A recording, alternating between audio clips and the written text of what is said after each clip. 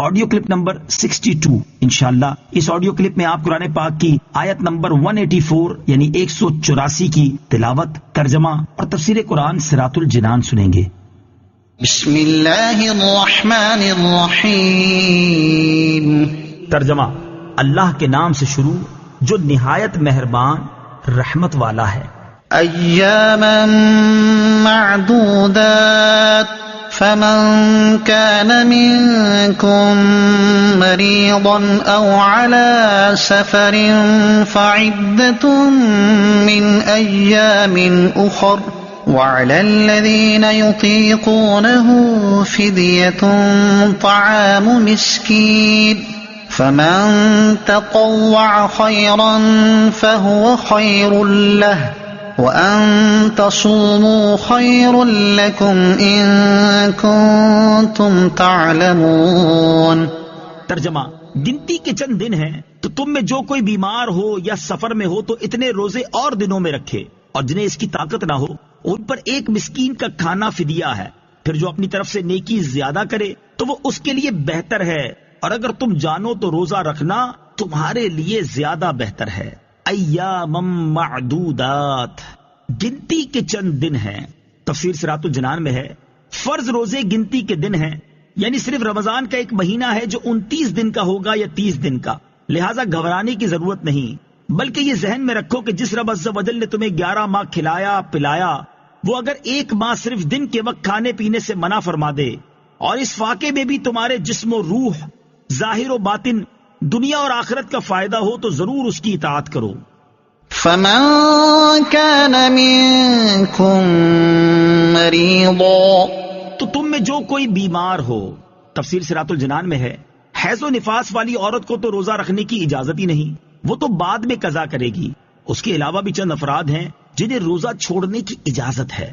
آیت میں بطور خاص بیمار اور مسافر کو رخصت دی گئی ہے، لیکن یہ یاد رہے کہ سفر سے مراد 3 دن کی مسافت یعنی 57.5 میل یعنی 92 کلومیٹر ہے۔ اس سے کم سفر ہے تو روزہ چھوڑنے کی اجازت نہیں۔ مریض کو بھی رخصت ہے کہ جبکہ اسے روزہ رکھنے سے مرض کی زیادتی یا ہلاک ہونے کا اندیشہ ہو تو یہ روزہ چھوڑ دے اور بعد میں ممنوع ایام کے علاوہ اور دنوں میں روزہ رکھ لے۔ البتہ یہ یاد رہے کہ مریض کو محض زیادہ بیماری کے یا ہلاکت کے صرف وہم کی بنا پر روزہ چھوڑنا جائز نہیں، بلکہ ضروری ہے کہ کسی دلیل یا سابقہ تجربے یا کسی ایسے طبیب کے کہنے سے غالب گمان حاصل ہو جو طبیب ظاہری طور پر فاسق نہ ہو۔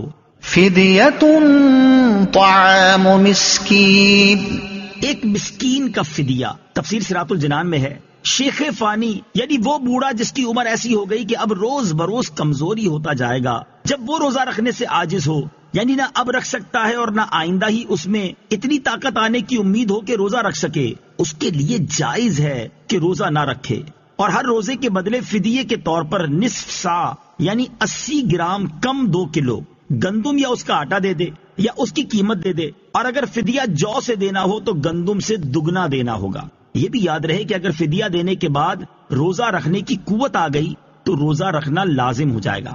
مسئلہ، اگر کوئی شیخ فانی غریب و نادار ہو اور فدیہ دینے کی قدرت بھی نہ رکھتا ہو تو وہ اللہ تعالیٰ سے استغفار کرتا رہے۔ فمن تطوع خیرا فہو خیر لہ، پھر جو اپنی طرف سے نیکی زیادہ کرے تو وہ اس کے لیے بہتر ہے۔